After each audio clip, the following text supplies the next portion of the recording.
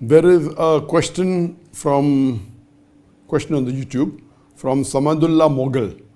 I've been struck with a difficulty and it is not going away and it has been 2 years. What should I do so that Allah will listen to my prayers, du'as? Please help. Brother Samadullah Moghal has asked a question that there is a great difficulty that has struck him since 2 years. He's praying to Allah, the difficulty is not going, what should he do? Difficulty can be of various reasons. Whenever a difficulty comes to any individual, it can either be a punishment for the things you have done wrong, or it can be a test.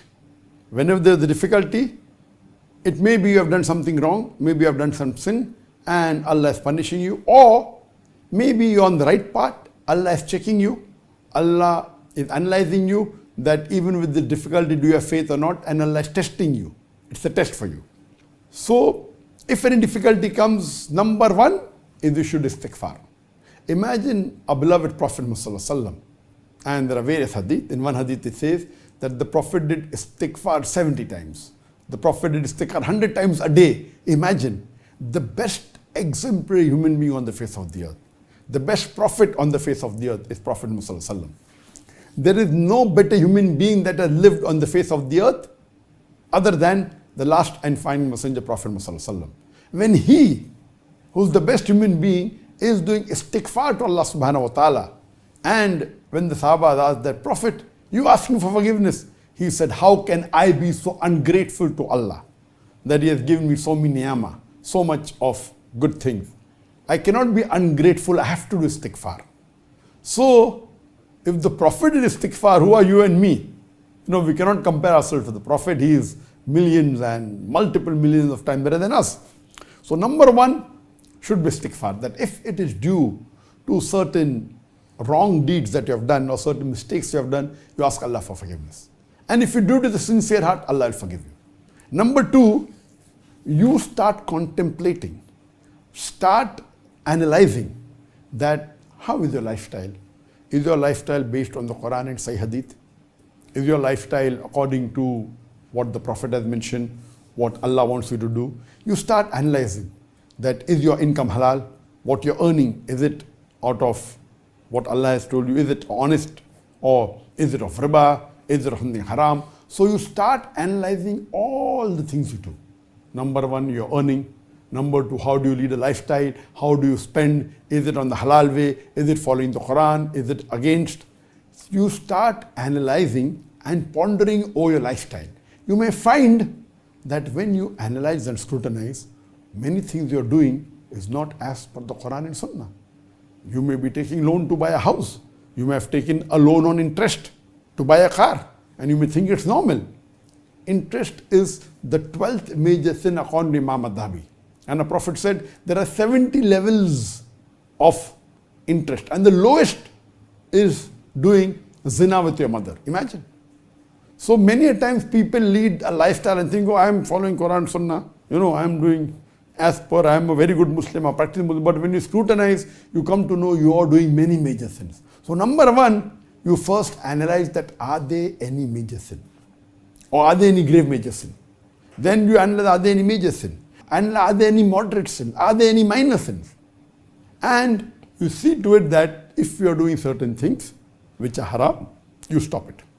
First stop, if you are doing many haram things, stop the grave major sins, then the major sins, then the moderate sins, then the minor sins. And every sin, of course, has a degree. The scholars have classified into major and minor, some say grave major sin. And if you analyze and you stop, inshallah, Allah subhanahu wa ta'ala will give barakah in your earnings, barakah in your life.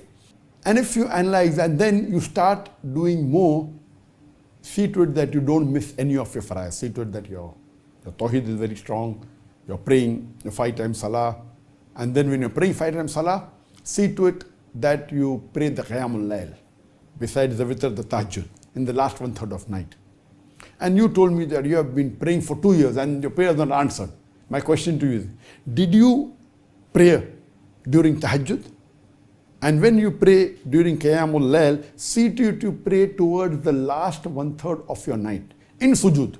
And scholars say that you cannot say you have left every stone unturned until you pray in tahajjud in the last 1/3 night in sujood. And tahajjud, praying in tahajjud is like an arrow that never misses its mark. So you have been praying, but you didn't tell me when you pray. There are certain times when prayer are more accepted. Of course, number one, it is when you're doing Hajj in Arafah. You know the day on the 9th Zulhijjah during Arafah, people are doing Hajj, that's the Eid day. When you pray between Asr and Maghrib, that's the best your prayer will be answered. Then is Laylatul Qadr. Laylatul Qadr, because you don't know which is the main night, you pray the full 10 nights, but in Arafah, in Yawm al-Arafah, you know it. You know these few hours are there. And if you're doing Hajj and you're in Arafah, that's the best. Then would be Laylatul Qadr. Even that's equal to 1,000 months. It's equal to more than 80 years. That's also phenomenal. But to be sure that you'll get that, the Prophet said pray all the last 10 nights. If not, then the odd nights. And the Hadith. Then you have weekly. The best day in the week is the Friday. 1 hour after Asr, the beloved Prophet said, Allah says 1 hour after Asr on Friday, on Yawm al-Jummah, Allah answers the prayers of His servants. So one is maybe a few times in a lifetime, that is during Hajj. The best time in the year is the Laylatul Qadr. The best time in the week, it is Jummah. And the best time in 124 hours, it is during Tahajjud. Every day you can do. Then, of course, the du'as of travelers, etc., etc., and the various, you can keep on talking. So see to it that your salah is there, your dua is there. See to it that you're giving a zakat. See to it that you're fasting in the month of Ramadan properly, you're doing the additional fast, and all these things. You can keep on talking for hours together. You're doing a faraiz, then you're doing the mustab. The fasting of the mustab is also there, whether it's the day of Arafah. If you're not doing Hajj, day of Arafah is the best. Your 2 years sins are forgiven, the previous year and the next year. Then, of course, fasting all first 9 days is the best of Zulhijjah. Then is the Ashura, and the list is long. See to it that your pillars are strong. So after you've analyzed that you're not doing any haram, see to it that you're doing a faraiz, see to it you're doing more of the mustahab. If you're not gone for it, go for Hajj, do for Umrah, and all the things. And then the more you analyze, the more you realize you come closer to Allah subhanahu wa ta'ala. And not only your major problem, even a minor problem will go, or Allah subhanahu wa ta'ala helps you out. And as I told you, that if there is any calamity, it can be you have done something wrong, it can also be a test.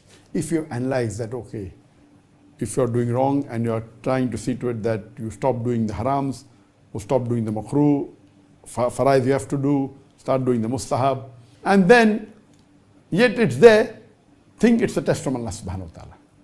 Then you pray to Allah subhanahu wa ta'ala as the ayah, the last verse of Surah Baqarah, that Allah does not lay on anyone a burden greater than he can bear.